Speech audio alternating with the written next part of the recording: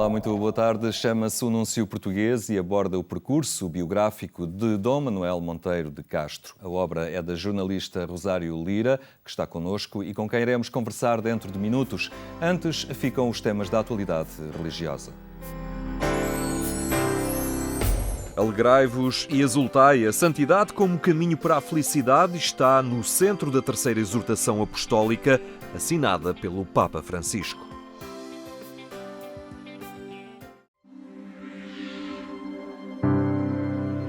Gaudete et exultate, alegrai-vos e exultai.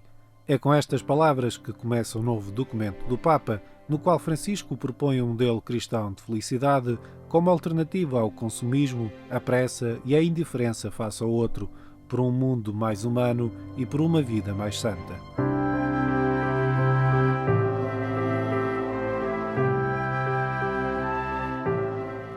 O Senhor pede tudo e, em troca, oferece a vida verdadeira, a felicidade para a qual fomos criados.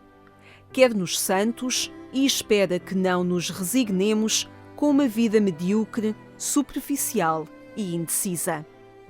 Não podemos propor-nos um ideal de santidade que ignore a injustiça deste mundo, onde alguns festejam, gastam folgadamente e reduzem a sua vida às novidades do consumo, ao mesmo tempo que outros se limitam a olhar de fora, enquanto a sua vida passa e termina miseravelmente. Se não cultivarmos uma certa austeridade, se não lutarmos contra esta febre que a sociedade de consumo nos impõe para nos vender coisas, acabamos por nos transformar em pobres insatisfeitos que tudo querem ter e provar. No meio da densa selva de preceitos e prescrições, Jesus abre uma brecha que permite vislumbrar dois rostos, o do Pai e o do Irmão. Não pensemos que o diabo é um mito, uma representação, um símbolo, uma figura ou uma ideia. Este engano leva-nos a diminuir a vigilância, a descuidar-nos e a ficar mais expostos. O demónio não precisa de nos possuir. Envenena-nos com o ódio, a tristeza, a inveja, os vícios.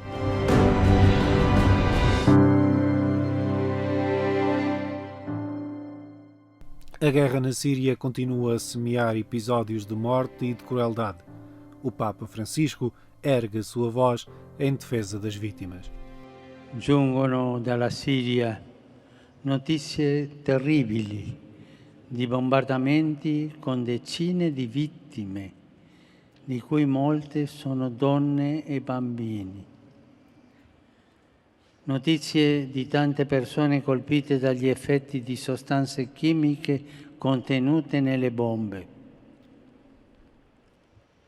Preghiamo per tutti i defunti, per i feriti, per le famiglie che soffrono. Non c'è una guerra buona e una guerra cattiva e niente può giustificare l'uso di tali strumenti di sterminio contro persone e popolazioni inermi.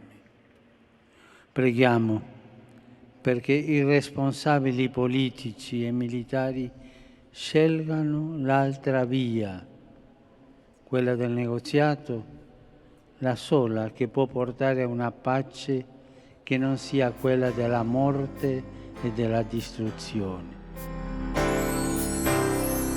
Analisar um plano de comunicação para a Igreja Católica em Portugal que corresponda à realidade sociocultural atual, um tema da Assembleia Plenária da Conferência Episcopal Portuguesa que reflete também sobre a catequese. Nem sempre se presta a devida atenção ao facto de a catequese incluir no seu exercício a maior parte do que poderíamos chamar o catolicismo comunitário e ativo no nosso país. Refirmo às dezenas de milhares de catequistas que, semana após semana, ano após ano, transmitem a crianças, adolescentes, jovens e adultos a fé em Cristo e a vivência eclesial. Merecem-nos um particular reconhecimento e toda a colaboração na sua formação adequada nas atuais circunstâncias. Analisaremos também um plano de comunicação social da Igreja. que, nas palavras do Presidente da Comissão Episcopal da Cultura, Bens Culturais e Comunicações Sociais, visa articular iniciativas, protagonistas e meios. Também neste sentido, teremos de corresponder à sociocultura atual, que tanto inclui a pluralidade das abordagens como requer a definição dos interlocutores, no essencial da respectiva mensagem e na precisão dos posicionamentos. A própria vivência interna da comunidade eclesial pode e deve ser uma escola de comunicação nesse sentido, projetada depois no mundo mediático em geral. Em Braga, os irmãos Baraça encheram a Páscoa de cor. O Museu Pio XII mostrou a forma como trabalham o barro e o enchem de cor e alegria.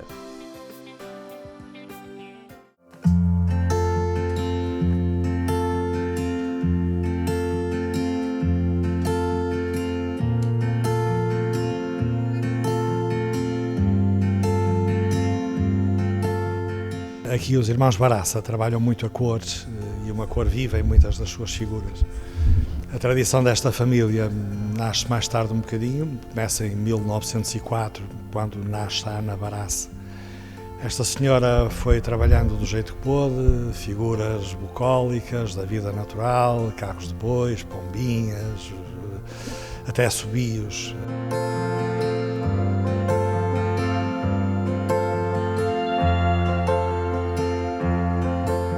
Tinha uma técnica muito própria de pintar as peças, chegou a usar pregos para pintar peças e colheu alguma inspiração nos tapetes de flores da Festa das Cruzes de Barcelos.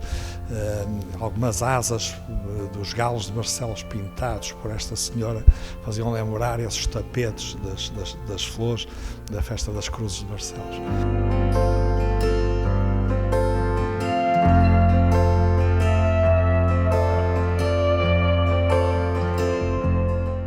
Agora temos aqui obras expostas já de dois netos, que são o Vítor e o Moisés.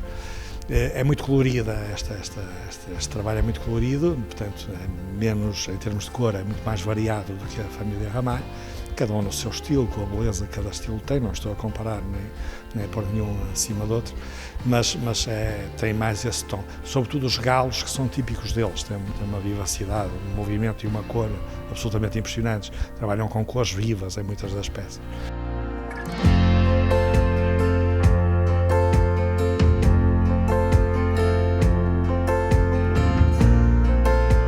Nós encaramos sempre a última ceia com um ar lamuriento, triste, despedida, e já assim a chamamos de última ceia. Mas, de facto, isto é tudo uma questão de perspectiva.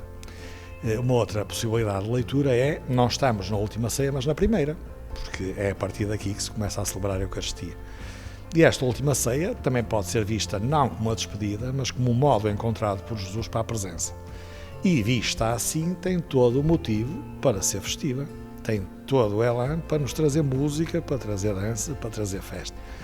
Estes irmãos Baraça perceberam isto e então resolveram despojar de luto a última ceia, pintá-la de primeira ceia e dar a isto um tom de festa e, portanto, colocaram à mesa todos a tocar instrumentos, incluído o próprio Cristo.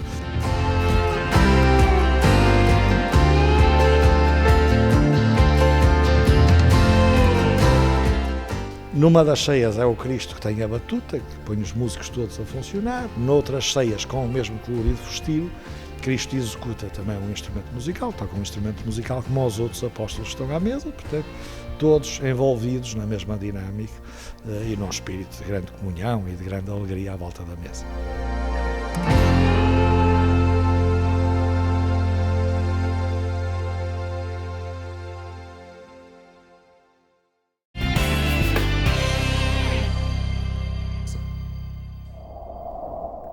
Estes são temas que pode acompanhar em agência.eclesia.pt. Agora olhamos a vida de um português que representou o Papa em 12 países, Dom Manuel Monteiro de Castro, cuja vida está agora no livro O Núncio Português, da autoria de Rosário Lira. Boa tarde, Rosário Lira. Olá, Henrique, obrigado boa tarde. por estar aqui no programa Eclésia. Desde logo, como é que surgiu a oportunidade ou a intenção de escrever um livro como este? Eu estive com o Manuel Monteiro de Castro em 2010, no Vaticano, a propósito de outro acontecimento que ia acompanhar enquanto jornalista da Antena 1, na altura, e conheci-o numa missa que ele fez e convidou alguns jornalistas dos 25 anos da consagração episcopal.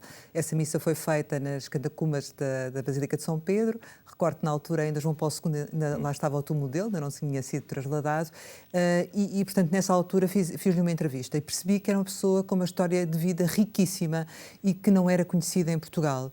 E achei, eu e outros colegas logo na altura, que aquela história tinha que ser contada. E assim fiz a abordagem do Manuel, perguntei-lhe se ele estaria interessado em contar a sua história para um livro. Ele disse-me que sim, mas colocou logo como condição não o publicar naquela altura, porque enquanto ele estivesse ao serviço do Vaticano não queria que isso fosse feito. Daí a publicação só ser feita agora, nos 80 anos dele. E, portanto, isto foi-se construindo ao longo de várias conversas com ele, em Roma e em Guimarães, e sempre que havia oportunidade. Mas a memória dele também já estava assim um pouco apagada. Muitas vezes ele ia-me contando assim, fragmentos que depois era preciso contextualizar, sobretudo muito ligados a histórias diferenciadas dos 12 países onde ele esteve. E, portanto, foi aquilo que eu depois também procurei fazer. A Eclésia esteve no lançamento desta obra, foi na Nunciatura Apostólica, em Lisboa, e onde não faltou Dom Manuel Monteiro de Castro. Vamos ver então a nossa reportagem. Foi diplomata em Madrid no tempo em que Dom Manuel Monteiro de Castro era núncio apostólico em Espanha. Na apresentação da biografia do núncio português, que decorreu na Nunciatura Apostólica em Lisboa, António Martins da Cruz recorda diálogos dessa ocasião e a forma como o cardeal português representou o Papa em 12 países ao serviço da diplomacia do Vaticano. A diplomacia do Vaticano é considerada uma das melhores, se não a melhor diplomacia do mundo. E o Sr. Dom Manuel Monteiro de Castro é um lídimo representante dessa diplomacia. Esteve em situações muito difíceis, no Vietnã em guerra, em El Salvador com a guerrilha, na Trinidade e Tobago com uma revolta militar, na Guatemala com raptos. Não foi fácil a vida dele, mesmo em Espanha, com conflitos latentes entre a Conferência Episcopal e o Governo por causa das posições assumidas pelos bispos bascos no tempo da ETA.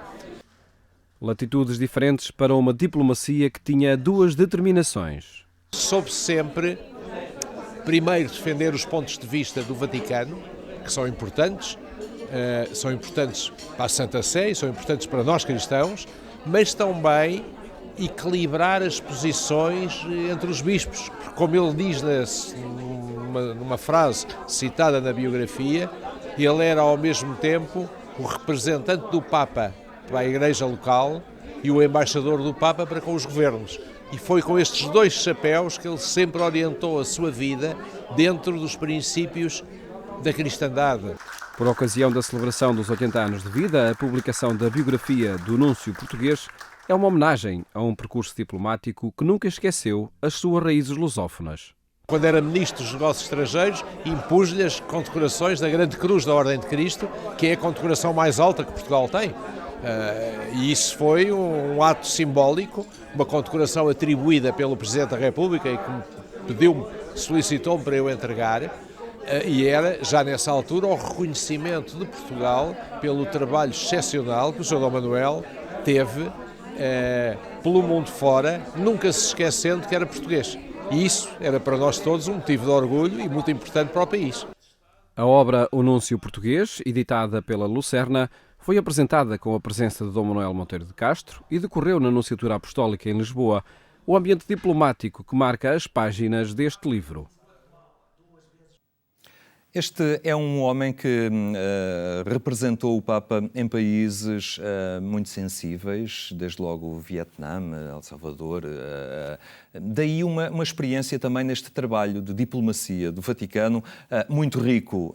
E esse é Podemos encontrar essa riqueza nestas páginas, a experiência de um homem, mas ao mesmo tempo é uma diplomacia que não é meramente política, que é também uma diplomacia carregada de sentido e de tentar levar a paz a determinadas zonas do mundo muito martirizadas pelos conflitos. É verdade. Por providência ou por objetivo concreto, ele esteve sempre em países em conflito, em guerra declarada também. Começou logo na Guatemala. Ele, quando chegou lá, portanto, o país estava em guerra. Acompanha, por exemplo, a crise em que é assassinado o embaixador alemão. Na altura ainda não era núncio, portanto ele era secretário da nunciatura e desenvolve ali um papel interessante porque ele acaba por ser ele a receber o telefonema dos rebeldes a dizerem para irem buscar o corpo do embaixador, porque efetivamente não se chegou a uma negociação, o governo não quis negociar, o núncio depois até acaba por ser expulso do país e Dom Manuel fica a liderar ali a nunciatura. É aí que Dom Eurico Dias Nogueira conhece o Dom Manuel Monteiro de Castro, não em Portugal, mas na Guatemala, porque ele estava de visita ao irmão, que era embaixador também na Guatemala. E portanto, esta é apenas uma das muitas histórias que o livro traz, porque, no fundo, o livro também é... Eu vou contando a história destes países, a história política destes países, claro, a que está ligada à ação de Dom Manuel. Depois temos o caso enquadrando historicamente. Só assim é claro, que é possível. Por isso, mais do que um percurso da vida dele, também é um percurso da vida destes países. É o caso, por exemplo, do Vietnã, em que ele chega, ele está lá até o último momento em que os católicos passam a ser pessoas realmente não bem-vindas e, portanto, são expulsos. E ele está até o momento, até 75, no Vietnã. Aí tem uma ação muito interessante com o cardeal Van Thuan, muito amigo dele, que está preso durante 13 anos. E, portanto, essa história também dessa personagem que se liga muito a Dom Manuel também é contada no livro, tanto que depois, quando ele sai da prisão, oferece o cálice e a patena a Dom Manuel, dada a sua amizade. Ele está depois com ele a última vez em Madrid, é a última vez que o vê, tem a sensação de que já não vai ver mais e, na verdade, depois, entretanto, o cardeal Van Thuan morre. Mas depois aí no Vietnã ele tem uma ação muito importante na construção de aldeias, de igrejas. Ele diz-me que aquelas pessoas no Vietnã, se tivessem uma igreja, nem que fosse uma barraca, já se sentiam seguras. E, portanto, é essa ação que ele faz. E Madrid, depois tens Salvador também. Claro, não é? Madrid foi também muito significativa a passagem dele como nuncio apostólico em Madrid, porque eram aqueles anos das negociações difíceis e marcados também pelos atentados da ETA. Sim. Ele, aliás, é chamado 2 vezes ao Ministério dos Negócios Estrangeiros por ações crispadas que são levadas a efeito pelos bispos. Na verdade, havia grandes divisões na Conferência Episcopal e depois ele passa por todas aquelas questões fraturantes em discussão na sociedade espanhola, que é o casamento entre pessoas do mesmo sexo, o aborto, o ensino da religião e moral nas escolas e, portanto, sobre tudo isso ele toma posição, porque nesse aspecto ele também é uma pessoa que nunca deixou de tomar posição sobre as matérias, mas ao mesmo tempo também nunca deixou de construir uma ponte ou de fechar uma porta. E eu acho que o seu caráter, a sua forma de ser, também muito aberto e muito objetivo e muito convicto, ajudou naquilo que foi a sua ação diplomática e na sua ação pastoral também. Com este livro, de alguma forma, fez um curso sobre diplomacia do Vaticano e percebe como é que estes homens, núncios apostólicos, representantes dos papas nos países, também se articulam em negociações de paz, em mediações diversas. O Vaticano é uma via privilegiada para o diálogo, também dada a situação que tem como país, como Estado, sui generis, mas isto abre-lhe também possibilidades únicas em processos de mediação. É verdade, mas também depende um bocadinho do peso que a religião católica tem nos diferentes países. Em El Salvador isso é por demais evidente. E depois estamos a falar numa época em que as comunicações não eram o que são agora. E, portanto, muitas vezes o núncio tinha que decidir sem que o Vaticano muitas vezes tivesse conhecimento dessa decisão, ou seja, a sua liberdade de ação era maior. Acontece isso, por exemplo, quando ele vai a Timor e vai, sem conhecimento do Vaticano, tentar que eles não precipitassem a independência. E depois faz um relatório para Timor que é absolutamente fundamental para o Vaticano tomar posição também. E por isso, nesse sentido, sim, a ação é absolutamente determinante em alguns países da Igreja Católica, mas, por exemplo, quando ele esteve em Bruxelas, aí a ação foi diferenciada, porque foi precisamente também na altura em que Portugal estava a aderir à União Europeia e, portanto, aí, no fundo, a ação do Vaticano também é diferente do que é em El Salvador, ou no Vietnã, ou na Austrália, até onde ele também esteve. É quase um dever para os portugueses conhecerem personalidades como esta, que não estão na primeira linha do mediatismo, tantas vezes, estão pontualmente em determinadas ocasiões muito específicas das notícias, mas ao fim e ao cabo são património nosso também, identidade nossa de portugueses que importa conhecer. E essa foi a principal motivação. Digo-te sinceramente, isto é um investimento pessoal. Porque, do meu ponto de vista, este homem tinha que ser conhecido em Portugal, ou seja, ele é muito conhecido noutros países. Se formos à Espanha, toda a gente sabe quem ele é. Se estivermos em El Salvador, toda a gente sabe quem ele é. E aqui em Portugal ele não era conhecido, porque passou realmente toda a sua vida ao serviço da Santa Sé no exterior, sempre com a convicção de voltar para Portugal. Ele é um sacerdote de Santo Eufemio de Prazins, uma pequena aldeia de Guimarães. E, portanto, há um sentimento muito próximo de Portugal, onde ele esteve, sempre levou Portugal, sempre procurou estar junto das comunidades portuguesas e portanto, era importante, era quase uma obrigação que esta figura também fosse conhecida em Portugal e não deixa de ser um dos nossos 3 cardeais, e isso também é relevante. Como vimos há pouco na reportagem que fizemos, a apresentação ocorreu na Nunciatura Apostólica em Lisboa. Foi significativo também este local para a apresentação. O Núncio que foi colega dele na Austrália. Exatamente. Foi um momento também muito significativo. Sim, foi um momento muito acolhedor, muito simpático, porque depois houve a oportunidade de cantar os parabéns dos 80 anos ao Sr. Dom Manuel Monteiro de Castro, porque ele fazia anos no dia 23, apesar de no seu registro oficial ser 29, porque foi registado no dia da mãe, que foi uma pretensão do pai, e antigamente os registros eram assim, eram feitos dias depois. Tivemos depois também a apresentação em Guimarães, que foi a apresentação feita por Dom Jorge Ortiga, e vamos ter também a apresentação feita em Roma, porque é, no fundo, o local onde ele continua a residir, onde tem os seus grandes amigos. Muito bem, Rosário Lira, muito obrigado pela sua presença aqui no programa Eclésia. Mais logo, já sabe que pode acompanhar a edição rádio do programa Eclésia na Antena 1 pelas 22h45. Tenha então uma boa tarde e até amanhã, se Deus quiser.